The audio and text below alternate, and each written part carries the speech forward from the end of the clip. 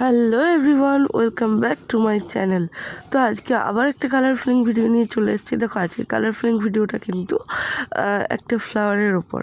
এখানে আমি কিন্তু আগে হোয়াইট কালার কোট করে রেখেছি, আর ফ্লাওয়ারটা কিন্তু বলতে গেলে খুবই সুন্দর। তো দেখো, তারপরে আমি করেছি ইয়েলো কালার।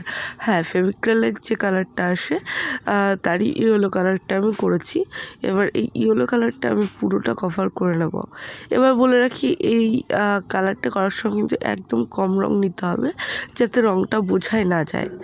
তো যাই হোক, দেখো এখানে আমি কিন্তু একটা একটা পেটেল করে প্রায় সম্পূর্ণটাই কিন্তু করে নেব। এবার এখানে কিছু একটা জিনিস করতে হবে, যেটাতে যাতে ফুলের লুকটা চেঞ্জ হয়ে যায়। দেখো, আমি এখানে একটু সামান্য লাল কালার ইউজ করেছি, কিন্তু হলুদ কালারটা শুকানোর আগেই কিন্তু লাল কালারটা ইউজ করতে হবে, নাহলে কিন্তু এই শেডটা কখনোই আসবে না।